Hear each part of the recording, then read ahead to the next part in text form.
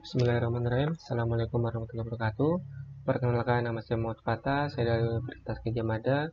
Di sini saya akan menjelaskan tentang apa itu banjir bandang, bagaimana itu bisa terjadi, dan bagaimana cara mengantisipasinya.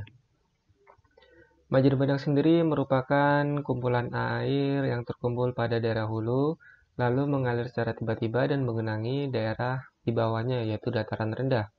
Biasanya aliran air tersebut membawa partikel-partikel lain seperti pasir, tanah, bahkan patahan kayu dan bongkahan batu, sehingga bisa menyebabkan kerugian yang sangat besar. Lalu apa sih yang bisa menyebabkan hal tersebut terjadi? Hal tersebut bisa disebabkan oleh beberapa hal, seperti salah satunya yang pertama adalah longsor, dan juga yang kedua pengundulan hutan secara liar. Di mana pada tanah longsor sendiri, longsoran tanahnya bisa menyebabkan sumbatan pada aliran air di bawahnya, dan pada pengundulan hutan secara liar, di mana sampah-sampah organiknya mampu menyebabkan penyumbatan juga pada daerah sungai di sekitarnya. Selain itu, tanah-tanah yang tidak memiliki vegetasi atau pohon-pohon, baik akibat longsor maupun akibat penebangan hutan secara liar, mengakibatkan air hujan yang terjatuh pada daerah tersebut tidak mampu diserap oleh tanah tersebut, melainkan air tersebut langsung jatuh menggelinding menuju sungai karena tidak ada penghalang berupa vegetasi. Sehingga ketika hujan, volume aliran sungai meningkat dengan cepat. Selain itu, faktor yang menyebabkan banjir bandang adalah cuaca ekstrim, di mana dengan terjadinya cuaca ekstrim mampu meningkatkan debit air secara masif dan secara tiba-tiba. Bagaimana sih kita mengantisipasinya? Kita bisa mengantisipasinya dengan beberapa cara, seperti yang pertama, normalisasi atau naturalisasi sungai dan memelihara hutan lindung. Apa sih yang dimaksud normalisasi atau naturalisasi? Bedanya apa?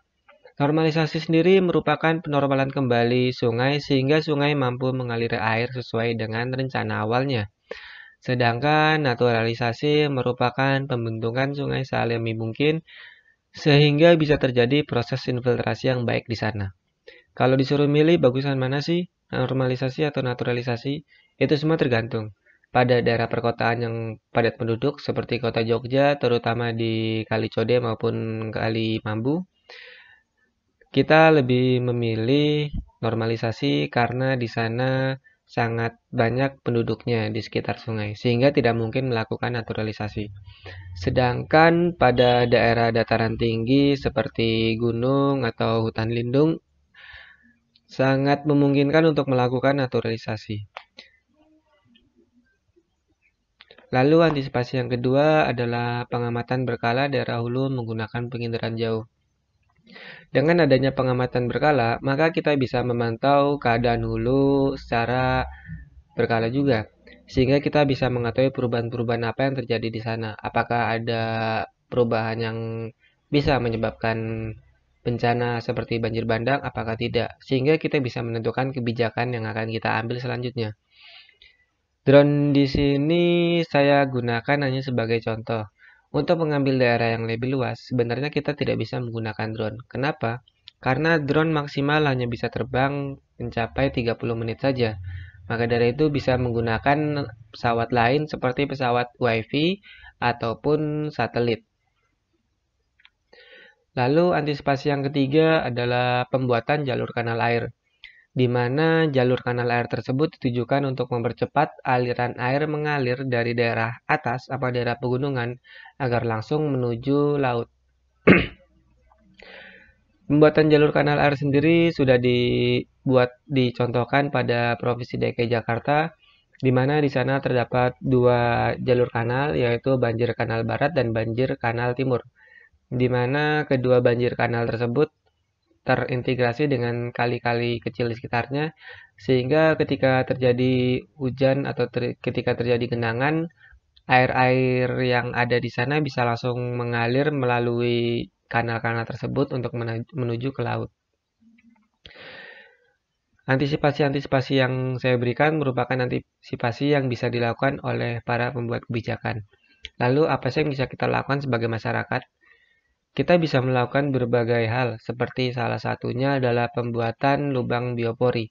Lubang biopori dibuat dengan tujuan untuk mempermudah atau sebagai jalan masuk air hujan atau genangan air untuk menuju ke dalam tanah, sehingga air tersebut menjadi air tanah.